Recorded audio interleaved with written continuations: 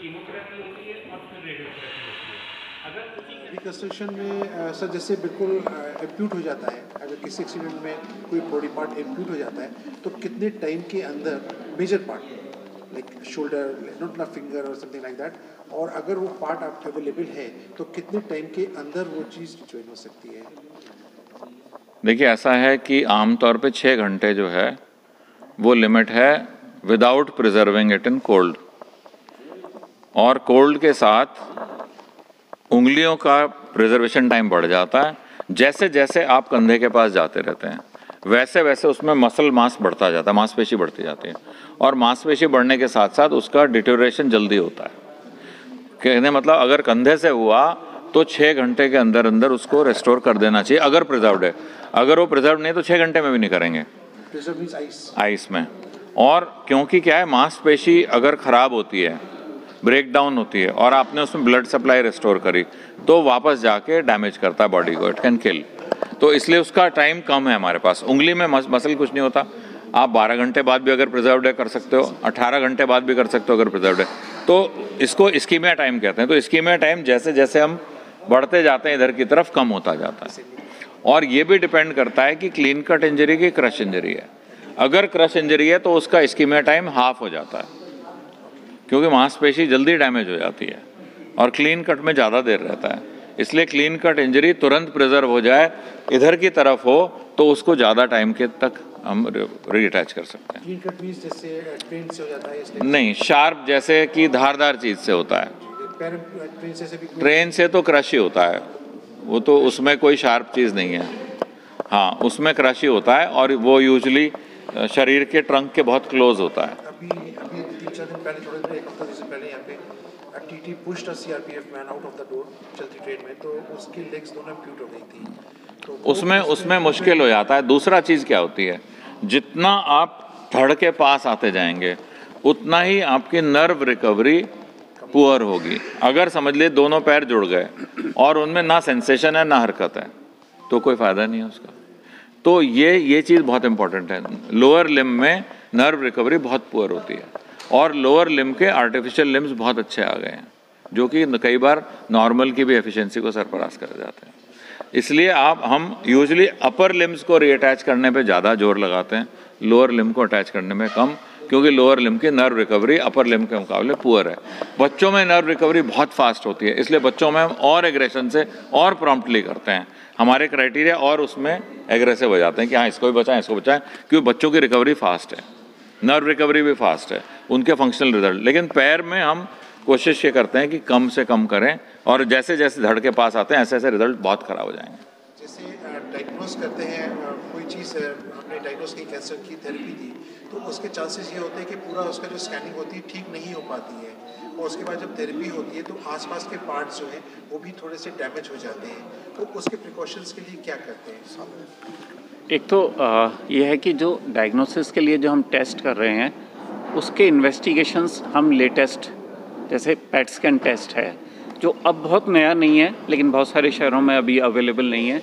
तो PET scan test हमें exact stage और एग्जैक्ट वो आसपास के एरिया में कितने डेप्थ तक इन्फिल्ट्रेट करा हुआ है ट्यूमर, कितना उसका कहाँ पर स्प्रेड हुआ है, ये पेट स्कैन टेस्ट से, एमआरआई टेस्ट से पता कर लिया जाता है।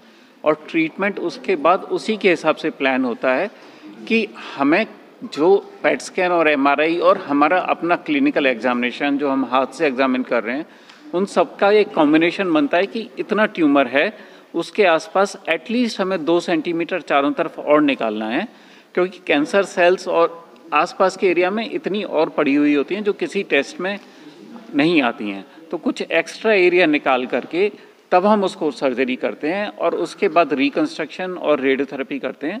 तो जब हम इस तरह के प्रोटोकॉल को फॉलो करते हैं कि हाँ, हम 2 सेंटीमीटर एरिया और निकालेंगे, टेस्ट करने के बाद जितना टेस्ट में नज़र आ रहा है उससे 2 सेंटीमीटर और फालतू निकालते हैं, तो फिर कैंसर के दोबारा होने के चांस मिनिमम हो जाते हैं। ये हमें कैंसर सर्जन की एक रेस्पॉन्सिबिलिटी बनती है कि वो इस प्रोटोकॉल को फॉलो करे कि जितना दिख रहा है उससे एक्स्ट्रा निकाले।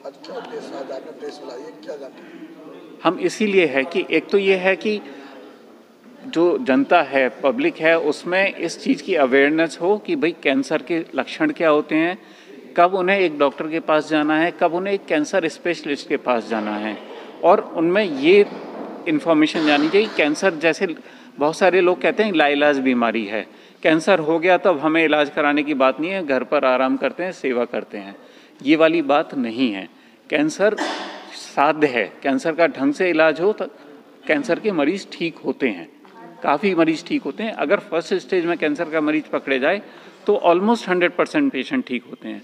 अगर हम इग्नोर करें, उनका टाइम पर टेस्ट ना कराएं, टाइम पर ट्रीटमेंट ना शुरू करें, उसको फोर्थ स्टेज तक जाने दें, तो फिर ट्रीटमेंट के रिजल्ट्स अच्छे नहीं हैं। तो पब्लिक को भी ये मैसेज जाना चाहिए कि हमें जल्दी से जल्दी कैंसर का डाउट होते ही इमीडिएटली हमें कैंसर सेंटर को कांटेक्ट करना है, जो भी टेस्ट करते हैं वो कराना है। पब्लिक में एक बहुत भ्रांति है कि कैंसर की बायोप्सी कराने से कैंसर फैलता है, वो बिल्कुल भ्रांति है। कैंसर की बायोप्सी करने से कैंसर नहीं फैलता है, कैंसर की बायोप्सी ना करा के उसको पड़ा रहने देने से कैंसर फैलता है। तो मतलब जो भी इलाज है, जो भी जांचें हैं वो करानी है। और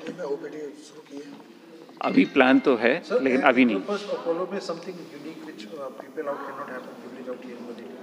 आपने यहाँ के तो हॉस्पिटल्स देखे होंगे जो एसआरएमएस हैं, this they have the best equipment, other equipments जो हॉस्पिटल्स हैं XYZ वो कहते हैं कि हमारे पास लेटेस्ट टेक्नोलॉजी है। क्या आप यू मस्ट बी नो, हम लोग तो लेमैन है इस चीज़ में, तो we do not know, what we know is what we are being told. तो ऐसी कोई अपोलो में कोई चीज़, ऐसी फैसिलिटी जो यहाँ पे नहीं हो पाके वहाँ पे किसी पेशेंट को मिल सकता है? जैसे पैट MRI है, पैट स्कैन शायद बरेली में 1-2 सेंटर्स खुल गए हैं जहाँ होने लगा है, श्री राम मूर्ति में शायद होने लगा है, ठीक है। लेकिन एक पैट MRI टेस्ट है जिसमें पूरी बॉडी का MRI और पैट स्कैन एक साथ होता है। तो जैसे मैं प्रोटॉन सेंटर की बात कर रहा था, इसी तरह से पैट MRI भी पूरे साउथ एशिया में सिर्फ अपोलो दिल्ली में है, ठीक है, वो कहीं और नहीं है। पैट MRI एक ऐसा टेस्ट, only Indraprastha Apollo PET MRI सिर्फ वहीं है। जैसे चेन्नई अपोलो में है, वहाँ पर प्रोटॉन है, हमारे पास प्रोटॉन नहीं है लेकिन हमारे पास पैट MRI है, ठीक है। तो इसी तरह से वो एक यूनिक टेस्ट है जो कि बहुत सेंसिटिव है कैंसर को पकड़ने में, कैंसर का स्प्रेड और स्टेज पकड़ने में, डायग्नोसिस में। इसी तरह से जैसे रोबोट है, तो रोबोटिक सर्जरी है वो हमारे यहाँ होती है। रोबोट्स नहीं करता है, बट रोबोट को सर्जन कंट्रोल करता है, बट रोबोटिक सर्जरी प्रेसाइज होती है। तो रोबोटिक सर्जरी है जो हमारे यहाँ अपोलो में अवेलेबल है।